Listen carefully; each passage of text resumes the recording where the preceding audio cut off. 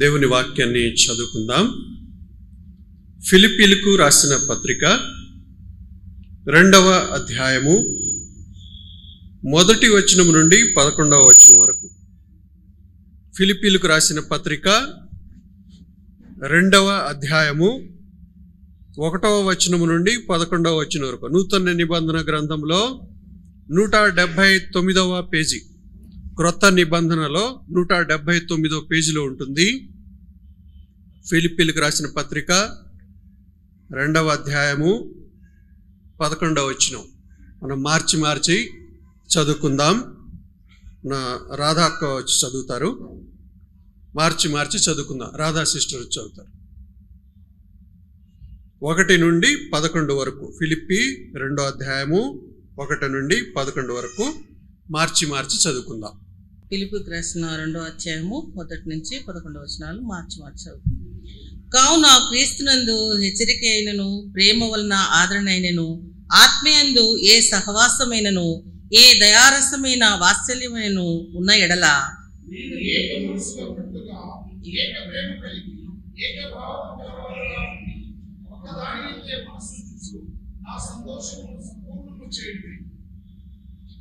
కక్ష చేతనైనను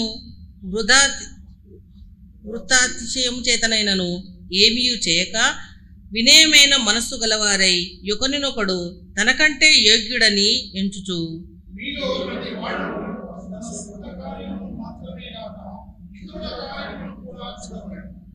క్రీస్తు యేసునకు కలిగిన ఈ మనస్సు మీరును కలిగి ఉండుడి.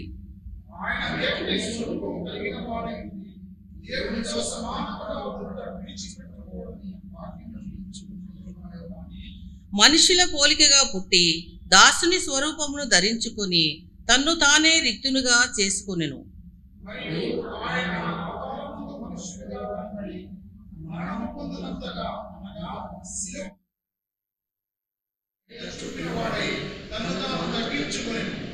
అందుచేతను పరలోకమందున్న వారిలో గాని, భూమి మీద ఉన్నవారిలో గాని, భూమి క్రింద ఉన్నవారిలో గాని ప్రతి వాని మోకాలును యేసు నామమున వంగునట్లును,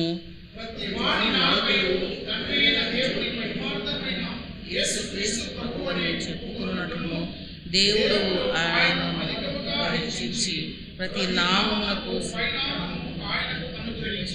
దేవుడు వాక్యం. ప్రార్థన చేసుకుందాం. పరిశుద్ధుడైన తండ్రి, చదువుబడిన లేఖన భాగమును ధ్యానించుకునబోచున్నాం. వినగల చెవులు, గ్రహించగల హృదయము మాకు అనుగ్రహించు. ఆత్మతో సత్యముతో మిమ్మును ఆరాధించులాగున, గ్రహింపు కలిగి మిమ్మును ఆరాధించులాగున సహాయం చేయం. యేసు నామములో స్తుతించి ప్రార్థిస్తున్నాము తండ్రి, ఆమెన్. దయతో కూర్చోనండి.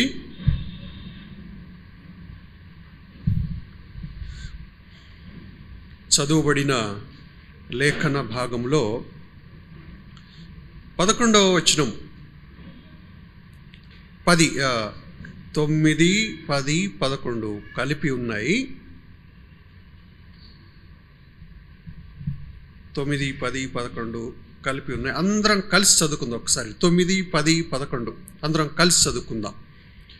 అందుచేతను పరలోకమందున్న వారిలో కానీ, భూమి మీద ఉన్నవారిలో కానీ, భూమి క్రింద ఉన్నవారిలో కానీ ప్రతివాని మోకాలును యేసు నామమున వంగునట్లును, ప్రతివాని నాలుకయు తండ్రి అయిన దేవుని మహిమార్థమై యేసుక్రీస్తు ప్రభువు అని ఒప్పుకొనున్నట్లును, దేవుడు ఆయనను అధికముగా హెచ్చించి ప్రతి నామమునకు పైనామమును ఆయనకు అనుగ్రహించెను.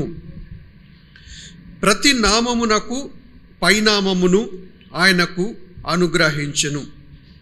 దేవుడు ఆయనను అధికముగా హెచ్చించి. దేవుడు యేసు ప్రభువారిని అధికముగా హెచ్చించెను. ప్రతి నామమునకు పైనామమును ఆయనకు అనుగ్రహించెను. అందుకనే ఆయనను పాటల ద్వారా కీర్తించేటప్పుడు మనం పాడుకున్నాం, ఆది సంభూతుడని. పైనున్న నామము ఆయన, శ్రేష్టమైన స్తుతింపదగిన నామము. ఏమని ఒప్పుకుంటున్నాము అంటే యేసుక్రీస్తు ప్రభువు అని ఒప్పుకుంటున్నాను. ఒప్పుకునేటట్లు దేవుడు చేశాడు. లోకం ఒప్పుకోవట్లేదు ఆయన్ని. లోకము యేసు ప్రభువుగా ఒప్పుకోవట్లేదు. యేసులు అనే పేర్లు గలవాళ్ళు చాలామంది ఉన్నారు. కానీ ఈ నజరేయుడైన యేసును మేము ఇశ్రాయేలీలకు రాజుగా మేము ఒప్పుకోము. ఇశ్రాయేలీలకు మెస్సయగా అనగా క్రీస్తుగా మేము అంగీకరించము. మెస్సయ వారి భాషలో మెస్సయ, ఇంగ్లీష్లోను గ్రీకుల్లో మిగతా భాషలన్నింటిలో క్రీస్తు అనగా అభిషిక్తుడు, దేవుని చేత ఒక ప్రత్యేకమైన పని కోసము ప్రత్యేకింపబడినవాడు, సపరేట్ చేయబడినవాడు, అభిషిక్తుడు. ఈ అభిషిక్తుడు ఎవరు అంటే మెస్సయ. ఆయనను అభిషిక్తుడిని మెస్సయ అంటారు హెబ్రీ భాషలో. మిగతా భాషల్లో క్రీస్తు అంటుంటారు. అయితే మెస్సయగా, క్రీస్తుగా ఎవరిని అంగీకరించాలి అనే విషయంలో యూదులు వాళ్ళు ఈ నజరేయుడైన యేసుని క్రీస్తుగా, మెస్సయగా అంగీకరించలేకపోయారు. ఎందుకు అంగీకరించలేకపోయారు అంటే వారి యొక్క ప్రార్థన వేరే ఉండేది. వారు ఏ ప్రార్థన అయితే కలిగి ఉంటున్నారో ఆ ప్రార్థనకు అనుగుణంగా ఈయన ప్రవర్తించట్లేదు. ఆ ఇశ్రాయేలీల యొక్క ప్రార్థనకు అనుగుణంగా ఈ యేసు ప్రభు వారు వ్యవహరించట్లేదు. ఇశ్రాయేలీలు చెప్పినట్లుగా ఆయన నడుచుకోవట్లేదు. ఈ కారణమును బట్టి ఇశ్రాయేలీలకు కోపం వచ్చింది. ఆ ఇశ్రాయేలీలు నజరేయుడైన యేసును ప్రభువుగా కానీ మెస్సయగా కానీ అంగీకరించడానికి వారు ఒప్పుకోలేదు. పైపెచ్చు సిలువ వేయటానికి వారందరూ ఏకమయ్యారు. వారి యొక్క కక్షలు, విభేదాలు, వారి యొక్క కొట్లాటలు అన్నీ పక్కకు పెట్టేసి అందరూ కలిసిపోయారు. ఏ విషయంలో కలిసిపోయారంటే యేసు ప్రభువును సిలువ మరణానికి అప్పగించే విషయంలో అందరూ ఒకటయ్యారు.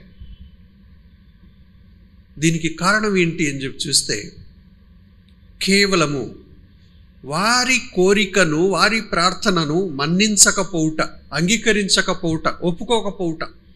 ఏమిటి వారి ప్రార్థన అంటే మా మెస్సయ వస్తాడు, మమ్మల్ని విడిపిస్తాడు. ఎలా విడిపిస్తాడు?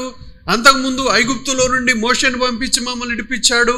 ఆ తర్వాత ఫిలిష్తీయుల చేతుల్లోంచి మమ్మల్ని విడిపించాడు, అష్షూరీయుల చేతుల్లోంచి మమ్మల్ని విడిపించాడు, బబులోనీయుల చేతుల్లోంచి మమ్మల్ని విడిపించాడు, మిద్యానీయుల చేతుల్లోంచి మమ్మల్ని విడిపించాడు. ఈ విధంగా చూసుకుంటూ పోతే గత చరిత్ర మమ్మల్ని ఆయా దేశాల యొక్క రాజులు మమ్మల్ని వారు చెరగా తీసుకొని పోయినప్పుడు వారి యొక్క చెరలో నుండి మమ్మల్ని విడిపించుకొచ్చి మా దేవుడు మమ్మల్ని ఒక రాజ్యంగా చేశాడు.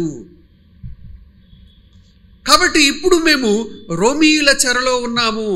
రోమీయుల చెరలో ఉన్న మమ్మల్ని ఇప్పుడు రోమా ప్రభుత్వము నుండి, రోమన్ యొక్క గవర్నమెంట్, రోమా యొక్క చెరలో నుండి మమ్మల్ని విడిపించేవాడే మా మెస్సయ. అది వాళ్ళు కలిగి ఉన్న ప్రార్థన, వాళ్ళు కలిగి ఉన్న ఉద్దేశము, కోరిక. యేసుప్రభు వారు దానికి అనుగుణంగా ప్రవర్తించలేదు. యేసుప్రభు వారు చాలా స్పష్టంగా చెప్పారు, నా రాజ్యము ఈ లోక సంబంధమైనది కాదు, నా రాజ్యము పర సంబంధమైనది. మీరు అలవాటు పడిపోయి ఉన్నారు. ఆయా దేశాల యొక్క రాజుల చేతుల కింద బానిసలుగా వెళ్ళిపోవటం, అవిధేయతతో ఇతరుల చేతుల్లో బానిసలుగా వెళ్ళిపోవటం, అక్కడి నుంచి విడుదల పొందటం అలవాటైపోయింది మీకు. అలాగే ఇది కూడా అనుకుంటున్నారు, రోమీయుల యొక్క చేతుల్లో నుండి మమ్మల్ని విడిపించేవాడే మా మెస్సయ, మమ్మల్ని విడిపించడానికి వస్తాడు, రోమీయుల చేతుల్లో నుండి విడిపించడానికి వస్తాడు అని ఎదురు చూస్తూ వచ్చారు. అది జరగల. అందుకు యేసు ప్రభుని బ్రతిలాడారు, అయ్యా నువ్వు మా మీద రాజుగా ఉండి నువ్వు యుద్ధం చేసి రోమీయుల చెరలో నుండి మమ్మల్ని విడిపించు, మమ్మల్ని పరిపాలించు, మా రాజుగా ఉండు అని ఆ కోణంలో కోరారు. రోమీల యొక్క చెరలో నుండి విడిపించడానికి మా మీద రాజుగా ఉండి, లీడర్గా ఉండి నువ్వు విడిపించు, అప్పుడు నిన్ను మేము రాజుగా అంగీకరిస్తాం. కానీ యేసు ప్రభు వారు చాలా స్పష్టంగా చెప్పారు, కాదు, నా రాజ్యం పరసంబంధమైంది. మీరు అనుకుంటున్నారు ఒట్టి లోకల్గా మీకు మీరు రోమీల యొక్క చెరల నుండి విడుదల పొందితే సాల్లే అని అనుకుంటున్నారు. కాదు, నేను లోకమంతటినీ కూడా, లోకంలో ఉన్న ఏర్పరచబడిన వారందరినీ కూడా నేను విడిపించడానికి వచ్చాను. దేంట్లోంచి విడిపించడానికి వచ్చాను? సాతాను యొక్క ప్రభుత్వము నుండి విడిపించడానికి వచ్చాను. సాతాను యొక్క అధికారము నుండి విడిపించడానికి వచ్చాను. చీకటి ప్రభుత్వము, సాతాను యొక్క చీకటి ప్రభుత్వం నుండి విడిపించడానికి వచ్చాను. లోకమంతటిని, మిమ్మల్ని ఒక్కళ్ళని రోమీల చెరలోంచి కాదు విడిపించేది. అది వాళ్ళకి అర్థం కాల, కోపం వచ్చేసింది, పళ్ళు కొరికారు, శిలోకు యేసు ప్రభువుని ఎక్కించేంత పని చేశారు. అది వాళ్ళ కోణం. కానీ ఇక్కడ దేవుని యొక్క ఉద్దేశము ఏమిటి అంటే, అనేకుల కొరకు విమోచన క్రయధనంగా తన ప్రాణాన్ని అర్పించటానికి దేవుడు ఏర్పాటు చేసిన దేవుని గొర్రెపిల్లగా యేసు ప్రభు వారు ఈ భూమి మీదకు పంపబడ్డారు. అందుకే ఆయన, దేవుడు ఆయనకు ఒక శరీరాన్ని ఇచ్చాడు. 8వ వచనంలో చూస్తే, మరియు ఆయన ఆకారమందు మనుష్యుడుగా కనబడి మరణము పొందునంతగా, శిలువ మరణము పొందునంతగా విధేయత చూపిన వాడై తన్ను తాను తగ్గించుకొనెను. ఆకారమందు మనుష్యుడుగా కనపడి, దేవుడు మనుష్యుని యొక్క ఆకారమును ధరించుకొని ఈ భూమి మీదకు వచ్చాడు, కన్య అయిన మరియ గర్భము ద్వారా. ఎందుకు వచ్చాడు? మనుష్య ఆకారమునందు అంటే, ఈ మనుష్య ఆకారమునందు మానవుని యొక్క పాపమునకు శిక్ష విధించటానికి, ఆ శిక్షను ఈ శరీరంలో భరించటానికి దేవుని చేత ఏర్పాటు చేయబడిన, మన కొరకు ఏర్పాటు చేయబడిన దేవుని గొర్రెపిల్లగా ఆయన వచ్చాడు. కానీ ఇశ్రాయేలీల యొక్క ప్రార్థనను యేసు ప్రభువారు అంగీకరిస్తే, ఈ శిలువ మరణము అనేది మన పాపముల నిమిత్తమై ఈ యొక్క శరీర ఆకారములో పాపానికి శిక్ష విధించడం అనేది జరగదప్పుడు. అప్పుడు మనము నిత్యత్వము, పూర్తిగా నిత్య నాశనములోనే ఉండిపోతాం, నరకంలోనే. సాతానుడు ఎంత ప్లాన్ చేశాడో చూడండి. ఇశ్రాయేలీలు తమ యొక్క స్వార్థపూరితమైన కోరికను కోరి, వాళ్ళ యొక్క స్వార్థము నెరవేరలేదు అనే కోపంతో యేసు ప్రభు వారి మీద కుట్ర పన్నారు వాళ్ళు. చాలాసార్లు ఇదే జరుగుతుంది మన జీవితాల్లో కూడా. చూస్తాం, ప్రార్థన చేస్తాం, మన ఆ ప్రార్థన నెరవేరట్లేదంటే ఎక్కడ లేని కోపం వచ్చేస్తుంది. మరి కోపం వచ్చేసి లాస్ట్కి ఏం చేస్తే, ఈ యేసు ప్రభు వద్దు, నాకు వద్దు, ఈ క్రిస్టియన్స్ వద్దు, నాకు వద్దు, ఈ చర్చ్ వద్దు, నాకేం వద్దు, నేను పోతా అని చెప్పి వాళ్ళకి నచ్చిన కాడికి వెళ్ళిపోతారు, లోకంలో కలిసిపోతారు. ఎటో బోళ్ళ మంది ఉన్నారు, బోళ్ళ మంది వచ్చి సాక్ష్యాలు చెప్పేవాళ్ళు చాలామంది ఉన్నారు యూట్యూబ్లో. ఏంటంటే వాళ్ళ జీవితాల్లో ఏదో ఒకటి పెట్టుకుంటారు, అది నెరవేరలేదు, దేవుడు కాదన్నాడు, అది కోపం వచ్చేసింది, దేవుడి మీద రివర్స్ తిరిగి ఈరోజు దేవునికి విరోధులుగా ప్రవర్తిస్తున్నారు. ఇశ్రాయేలీలు కూడా అట్లానే ప్రవర్తించారు, దేవునికి విరోధంగా లేచారు. కారణం ఏంటంటే, వాళ్ళ స్వార్థపూరితమైన కోరికకు దేవుడు అవును అని చెప్పనందుకు. చూసారా, దేవుడు అందరినీ దృష్టిలో పెట్టుకొని వ్యవహరిస్తాడు. ఏదో మన గొంతెమ్మ కోరికలు తీర్చడానికి ఆయన తన చిత్తాన్ని పక్కకు పెట్టాడు. తన చిత్తాన్ని పక్కకు పెట్టడు, మనల్ని బుజ్జగిస్తాడు. ఎందుకంటే నాకు కావాలి కావాలి కావాలి అని చెప్పి మంకు పట్టు పట్టేసి కింద పడి కాళ్ళు చేతులు కొట్టుకుంటూ దొరలాడుతూ ఉంటుంటాము చిన్నపిల్లల్లాగా. అప్పుడు దేవుడు ఏం చేస్తాడంటే, మనల్ని ఏదో ఒక రీతిలో మనము ఏ విధంగా అయితే అర్థం చేసుకోగలము ఆ రీతిలో మనల్ని వ్యవహరించి బుజ్జగిస్తాడు, మనతో డీల్ చేస్తాడు. ఎందుకంటే ఆయనకు తెలుసు మనల్ని ఎక్కడ చెవులు పిండితే సెటరేట్ అవుతాం ఆయనకు బాగా తెలుసు, ఎక్కడ స్క్రూ టైట్ చేస్తే సెటరేట్ అవుతాం ఆయనకు బాగా తెలుసు. ఎందుకంటే సృష్టికర్త కదా, సృష్టికర్త కాబట్టి మన స్క్రూ ఎక్కడ టైట్ చేస్తే చక్కగా సెటరేట్ అయిపోతాం బాగా తెలుసు కాబట్టి ఆయన చేస్తాడు. అయితే ఇశ్రాయేలీల కారణంగా యేసు ప్రభు వారు సిలువను ఎక్కాల్సి వచ్చిందని చెప్పి మనం అనుకుంటున్నాం. కానీ ఇది దేవుడు యేసు ప్రభు వారిని పంపిన కారణం ఏంటంటే శిలువ మరణం పొందటానికి. అయితే ఈ యొక్క శిలువ మరణం పొందటానికి ఎలాగూ చేశాడంటే తనను తాను రిక్తునిగా చేసుకొనెను. తనను తాను చేతికి అప్పగించుకున్నాడు, దేవుని చేతికి. ఎంతగా అంటే శిలువ మరణము పొందునంతగా విధేయత చూపినాడు యేసు ప్రభువారు. అంటే ఇక్కడ చెప్పబోయే విషయం ఏమిటంటే దేవుడు ఆయనను ఎందుకు హెచ్చించాడు, ఎందుకు ఆయనను మన మీద ప్రభువుగా ఇచ్చాడు? కారణం ఏంటి అంటే దేవుడే శరీరధారిగా మన కోసము వచ్చాడు. దేవుడు మన కోసము చేయాల్సిన దానికోసం పడాల్సిన కష్టము, పడాల్సిన శ్రమ ఆయన పడ్డాడు. తన శరీరాన్ని ఎక్కడ కూడా దాచుకోలేదు. కష్టానికి, శ్రమకు, మరణానికి తన శరీరాన్ని అప్పగించుకున్నాడు. తనను తాను మన కొరకై అప్పగించుకున్నాడు. ఎంతగా అప్పగించుకున్నాడంటే కొంచెము అప్పగించుకున్నాడు కాదు, మొత్తం అప్పగించుకున్నాడు. తన శరీరాన్ని మన కోసము శిలువ మరణానికి అప్పగించుకున్నాడు. అంతగా తగ్గించుకున్నాడు, అంతగా దేవునికి విధేయత చూపినాడు. ఈరోజు మనము దేవుడు మనకు అనుగ్రహించిన రక్షణను మనం ఆనందిస్తున్నాం, సంతోషిస్తున్నాం, పాడుకుంటున్నాం. అంటే ఇది ఫ్రీగా రాలా, ఊరికనే రాలేదు. దేవుడు క్రయం చెల్లించి మనకి ఇచ్చాడు. ఎంత క్రయం చెల్లించంటే మరణము పొంది, శ్రమపడి, కష్టపడి, చెమటోడ్చి, రక్తము కార్చి శిలువ మరణము మన కోసం పొందాడు. మాటలు చెప్పుకోవటానికి బాగా ఈజీగా ఉంటాయి మనకు, కానీ ఆ కష్టాన్ని భరిస్తే తెలుస్తుంది మనకు. మన జీవితంలో ఏదో ఒక కోణంలో చిన్న కష్టం వస్తేనే ఎంత తల్లడిల్లిపోతామో మనకు బాగా తెలుసు. అది అనారోగ్యమై ఉండొచ్చు, ఆర్థిక ఇబ్బంది అయి ఉండొచ్చు, మానసిక ఒత్తిడి అయి ఉండొచ్చు, భౌతిక సంబంధంగా మరేదన్నా ఉండొచ్చు. ఆత్మ సంబంధమైన సమస్యన, మానసిక సమస్యన, భౌతిక సంబంధమైన సమస్యన ఏమైనా ఉండొచ్చు. ఏదొచ్చినా కూడా ఈ యొక్క మానవ శరీరం తల్లడిల్లిపోతుంది, తట్టుకోలేదు. మనకు ఒక లిమిట్ అనేది ఉంది, ఒక పరిధి అనేది ఉంది. పరిధికి మించి మనం భరించలేం. అది కూడా దేవునికి బాగా తెలుసు. అందుకే మన పరిధిలోనే దేవుడు కొన్ని పరిస్థితులు మనకు అనుమతిస్తాడు మన జీవితంలో అనుభవించడానికి.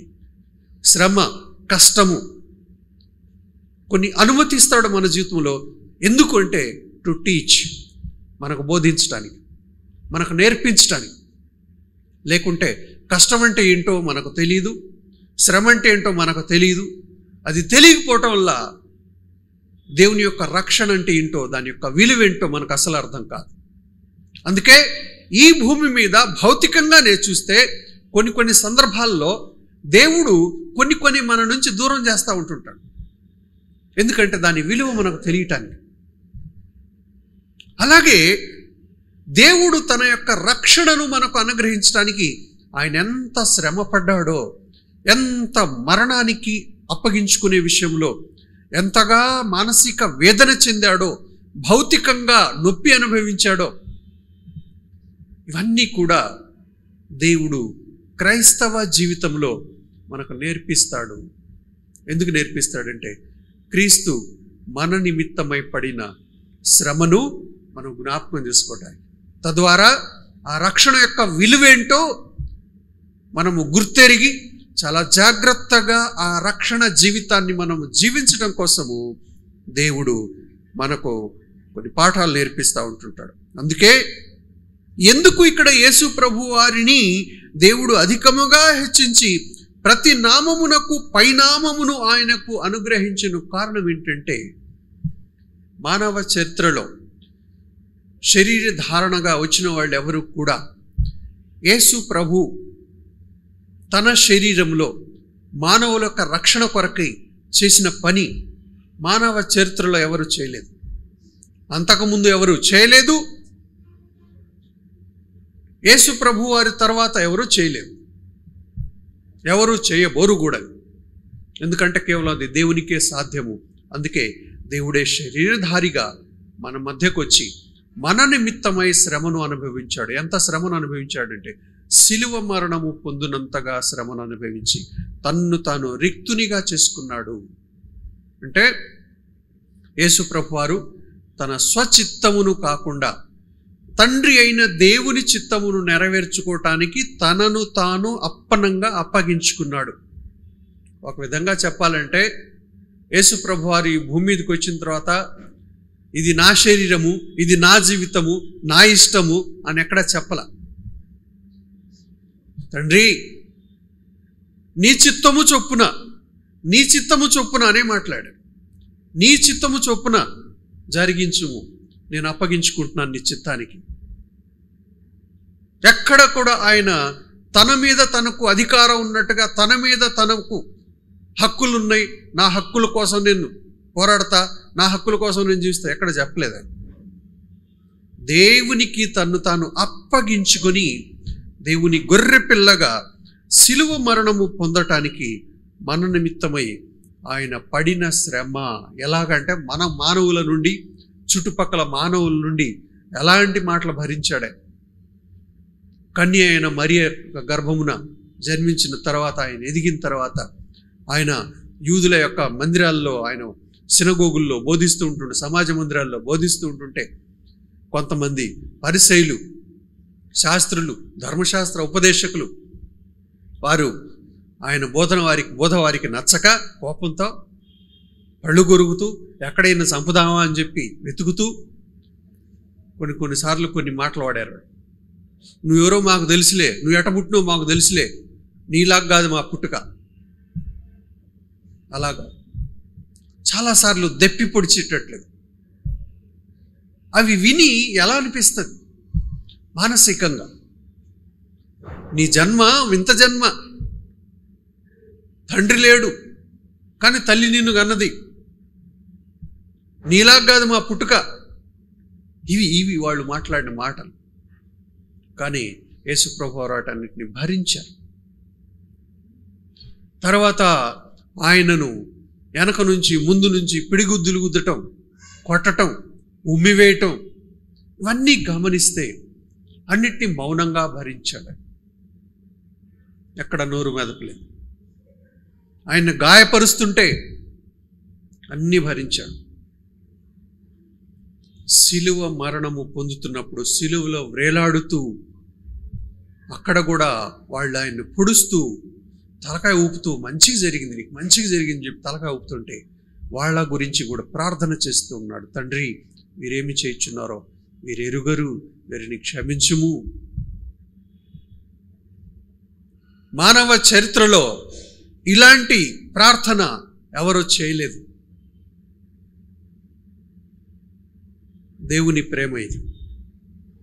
ఎందుకు అంతగా ఆయన మౌనం వహిస్తూ తనను పొడుస్తున్నోళ్ళను కూడా నోరు మెదపకుండా భరించుకుంటూ వారి గురించి ప్రార్థన చేశాడు? ఎందుకు? కారణం ఏంటంటే ఒకటే, ఆయన వచ్చిన ఉద్దేశం ఏంటో తన కళ్ళ ముందే పెట్టుకున్నాడు. ఎందుకు వచ్చాడు? సిలువ మరణం పొందటానికి వచ్చాడు. తప్పిపోలా దాని నుంచి.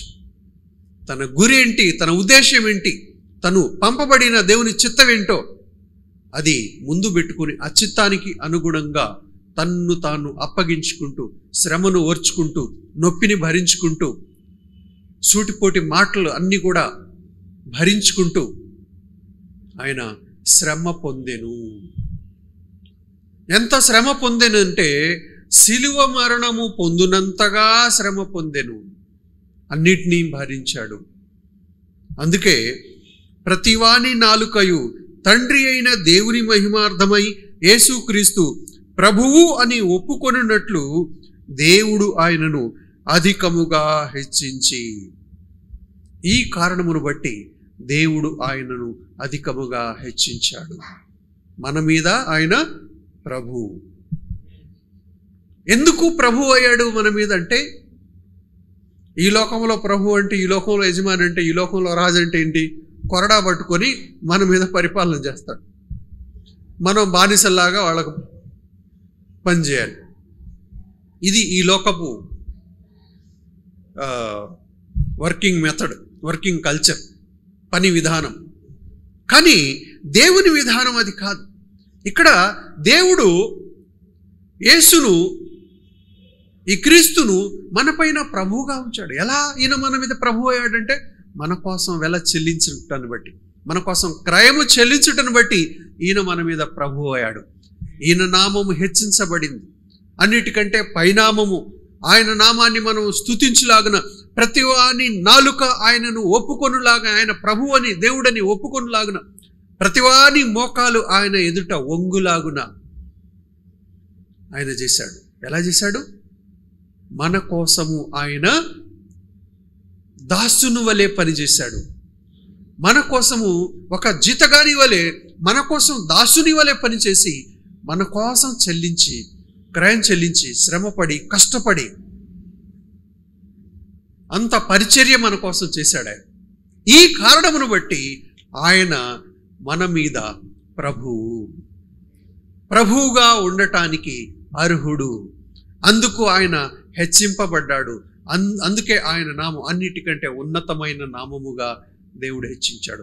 ఆ నామమునే రక్షణ తప్ప ఇంకెక్కడ కూడా రక్షణ లేదు అని చెప్పి అపోస్తల కార్యములు, అందుకే ఈ యొక్క అపోస్తలులు చెప్పుకుంటూ వచ్చారు. అపోస్తల కార్యములు 4వ అధ్యాయము 12వ వచనం. అపోస్తల కార్యములు 4:12 చదవండి. మరి ఎవని వలనను రక్షణ కలుగదు, ఈ నామముననే మనము ఈ నామం వలనే మనము రక్షణ పొందవలను గాని ఆకాశము క్రింద మనుషులలో ఇవ్వబడిన మరి ఏ నామమున రక్షణ పొందలేము అనెను. ఎందుకు ఆయనకు ఆ నామము ఇవ్వబడింది? ఎందుకు అంటే కారణం అది, మన కోసం శ్రమ పడ్డాడు కాబట్టి, ఇంత క్రయం చెల్లించాడు కాబట్టి. ఆ నామంలో తప్ప ఇంకెక్కడ రక్షణ లేదు. ద్వితీయోపదేశకాండము 4వ అధ్యాయము 39వ వచనం. ద్వితీయోపదేశకాండము 4:39.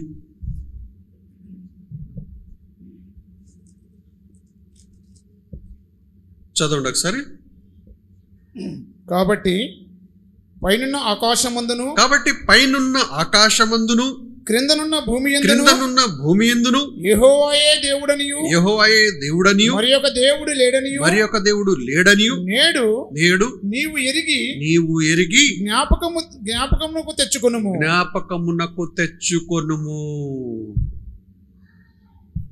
ఏం తెచ్చుకోవాలంట? జ్ఞాపకమునకు తెచ్చుకొనుము.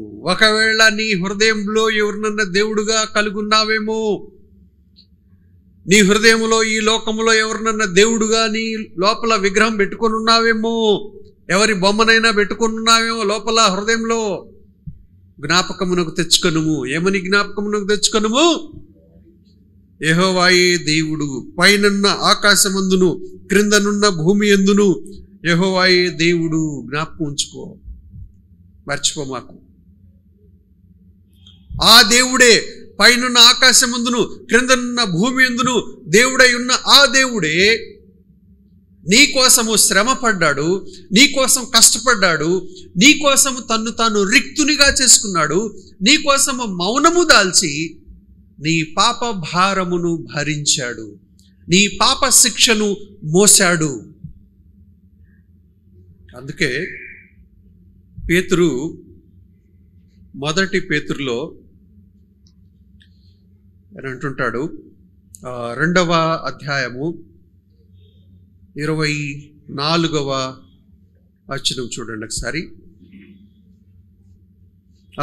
23 నుండి చదవండి.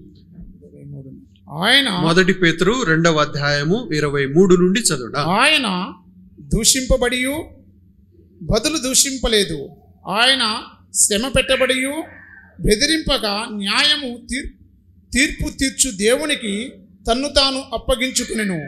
మనము పాపముల విషయమై చనిపోయి నీతి విషయమై జీవించినట్లు ఆయనే తానే తన శరీరం ముందు మన పాపములను మ్రాను మీద మోసుకొనెను. ఆయన పొందిన గాయముల చేత మీరు స్వస్థత నొందిదిరి. మీరు గొర్రెపిల్ల వలె దారి తప్పిపోతిరి, కానీ ఇప్పుడు మీ ఆత్మలు కాపరియు అధ్యక్షుడునైన ఆయన వైపునకు మళ్ళీ ఉన్నారు. ఆత్మల కాపరి అధ్యక్షుడు అయిన ఆ దేవుని వైపుకు మీరు మళ్ళీ ఉన్నారు. ఎలాగంటే మన పాపముల విషయమై చనిపోయాడు, నీతి విషయమై జీవించినట్టు, మన పాపముల విషయమై చనిపోయి మనము నీతి విషయమై జీవించినట్లు ఆయన తానే తన శరీరమందు మన పాపములను మాను మీద మోసికొనెను. ఎందుకు ఈ దేవుని నామము పైనున్న ఆకాశమందును క్రిందనున్న భూమి ఎందును హెచ్చింపబడిన నామము? కారణం ఏంటంటే, అంతగా ఎందుకు హెచ్చింపబడింది ఈ నామం అంటే, అంతగా తగ్గించుకున్నాడు కాబట్టి హెచ్చించబడింది. ఇదే 1 పేతురు 5వ అధ్యాయము 1 పేతురు 5వ అధ్యాయము 6వ వచనం నుండి చూడండి. దేవుడు తగిన సమయమందు మిమ్మును హెచ్చించినట్లు ఆయన బలిష్టమైన చేతి క్రింద దీన మనస్కులయ్యుండుడి. చాలు. దేవుడు తగిన సమయమందు మిమ్మును హెచ్చించినట్లు ఆయన బలిష్టమైన చేతి క్రింద దీన మనస్కులయ్యుండుడి. ఎందుకు ఈ దేవుని నామము హెచ్చింపబడింది? అన్నిటికంటే పైనామముగా హెచ్చించబడింది. పైన ఆకాశమందు కానీ క్రింద భూమి మీద కానీ ఆ నామము ఎందుకు అంతగా హెచ్చింపబడుతుంది, ఎందుకంతగా స్తుతింపబడుతుంది, ఎందుకంతగా కొనియాడబడుతుంది?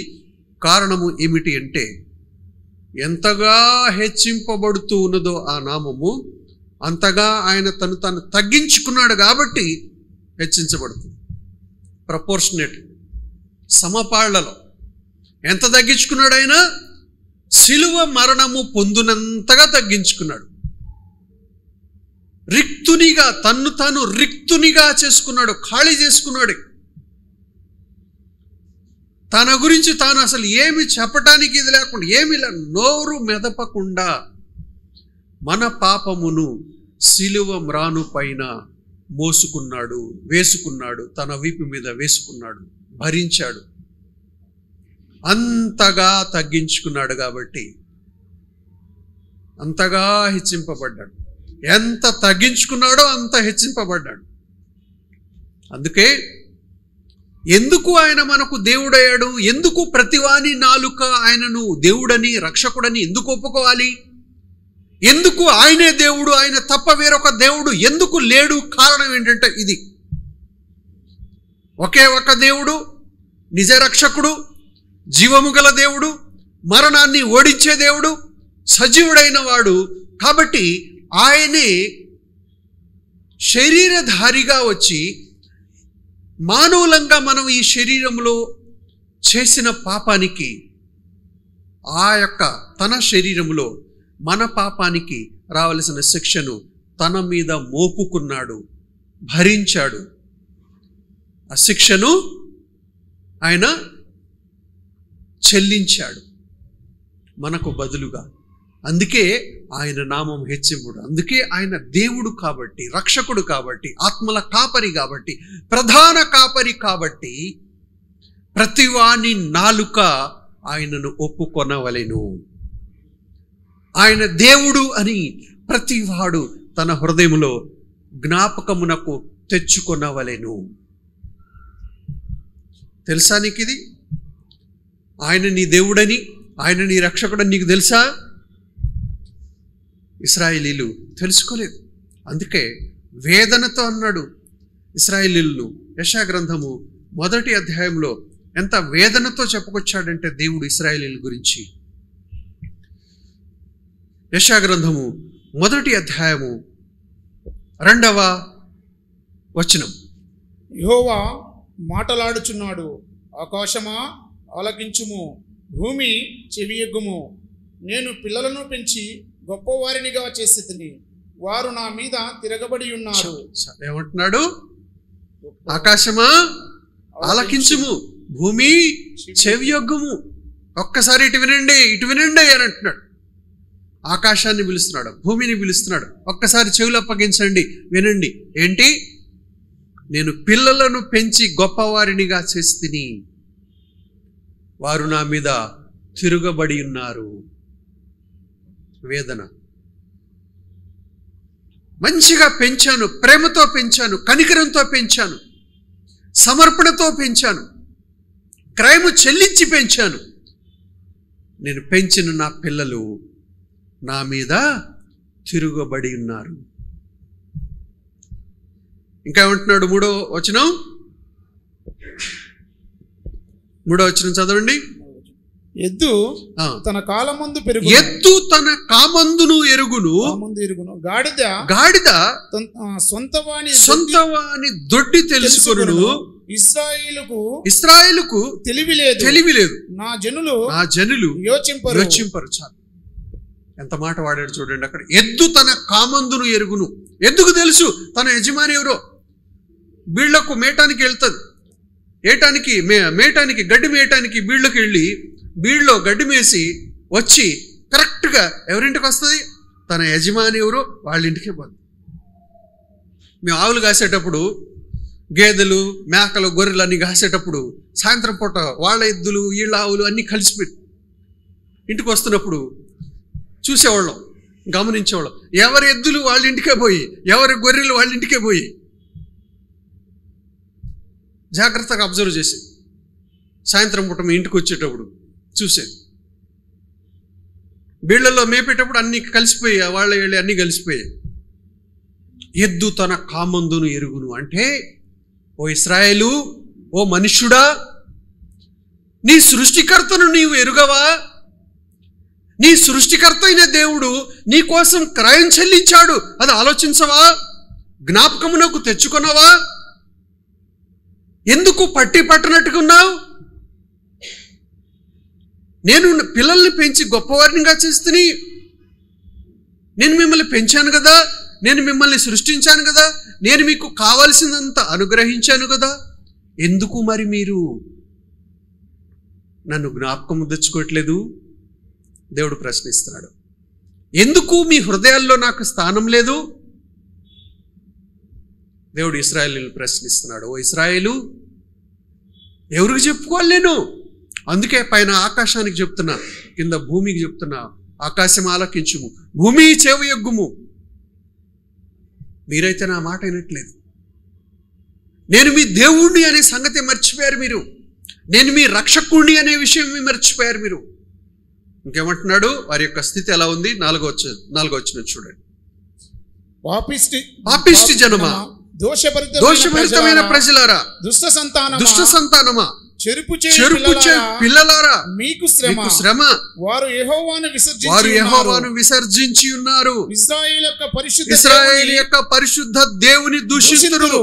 ఆయనను విడిచి తొలగిపోయి ఉన్నారు. ఇశ్రాయేలు యొక్క స్థితి అంటే, ఇశ్రాయేలు వీళ్ళెవరు అంటే మన యొక్క ప్రతినిధులు, మన యొక్క నిజ స్థితిని చూపించేవాళ్ళు మనవాళ్లే. ఇశ్రాయేల్ అంటే ఎవరు? మనమే, దేవుని ప్రజలం. తప్పిపోయిన వాళ్ళు అంటే వీళ్ళు దేవుణ్ణి వారి యొక్క హృదయంలో పెట్టుకోకుండా, దేవుణ్ణి వారి యొక్క హృదయంలో ప్రతిష్ఠించుకోకుండా, లోకము అనే విగ్రహమును తమ హృదయంలో ప్రతిష్ఠించుకొని ఆ లోకాన్ని ఆ లోకపు యొక్క కోరికలను అనుభవించడం కోసం జీవిస్తున్న వాళ్ళు విగ్రహారాధికులు. ఎవరి విగ్రహారాధికులు అంటే, హృదయము లోపల లోకాన్ని పెట్టుకొని పూజిస్తున్న వాళ్ళు. విగ్రహారాధికులు అంటే బయట బొమ్మలు పెట్టుకొని పూజించేవాళ్ళు వాళ్ళే విగ్రహారాధికులు అనుకోమాకండి. వాళ్ళే కాదు, లోపల పెట్టుకొని పూజిస్తుంటారు చూడండి. లోపల లోకాన్నే తమ గురిగా పెట్టుకొని, దేవుడు గీయుడు ఎన్ని నాకేం వద్దు, నా యేసు ప్రభు నాకేం వద్దు, ఆయన ఎటు చేస్తే నాకేంటి, ఆయన శిలువ మీద చేస్తే ఏంటి, లేకుంటే ఏదో ఎవరైనా చంపేస్తే ఏంటి, కింద పడి చేస్తే ఏంటి, నాకు ఆయన ఎట చేస్తే నాకేంటి అని అనేవాళ్ళు ఉన్నారు. నాకు కావాల్సింది లోకం, నేను లోకాన్ని అనుభవించాలి. ఈ లోకాన్ని అనుభవించాలంటే నేనేం చేయాలి? విగ్రహారాధికులు. వారికి శ్రమ. చెరుపు చేయి పిల్లలారా, పాపిష్టి జనమా అని అంటున్నాడు. దోషభరితమైన ప్రజలారా అంటున్నాడు. అంటే ఏమిటి వీళ్ళు చేస్తున్న పని అంటే దేవుని యొక్క చిత్తాన్ని, దేవుని యొక్క స్వరూపాన్ని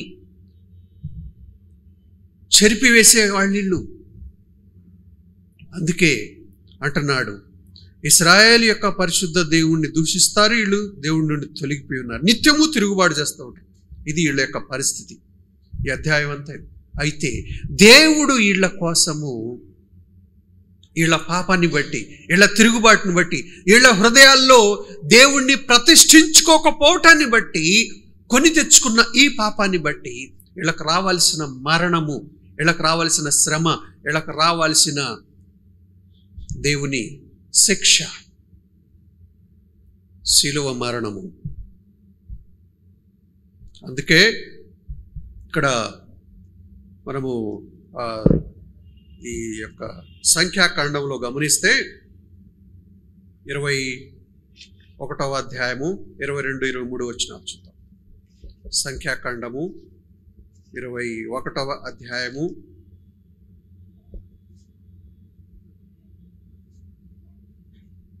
22 కాదు, ఒకసారి అక్కడ కాదు, ఒకసారి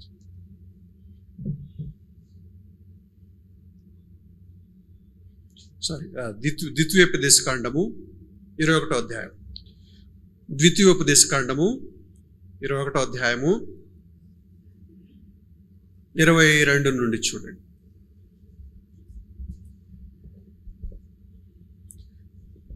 ద్వితీయోపదేశకాండము 21వ అధ్యాయము 22 నుంచి. మరణ శిక్షకు తగిన పాపము ఒకడు చేయగా అతని చంపి మ్రాను మీద వేలాడదీసిన ఎడల అతని శవము రాత్రి వేళ మ్రాను మీద నిలకూడదు. వేలాడదీయబడిన వాడు దేవునికి శాపగ్రస్తుడు కనుక నీ దేవుడైన యెహోవా స్వాస్థ్యముగా నీకిచ్చుచున్న దేశమును నీవు అపవిత్రపరచకుండునట్లు అగత్యముగా ఆ దినమున వానిని పాతి పెట్టవలెను. చూసారా, వ్రేలాడదీయబడిన వాడు దేవునికి శాపగ్రస్తుడు. మ్రాను మీద వ్రేలాడదీయబడిన వాడు దేవునికి శాపగ్రస్తుడు. ఎవడీడు? మరణశిక్షకు తగిన పాపము చేసినవాడు.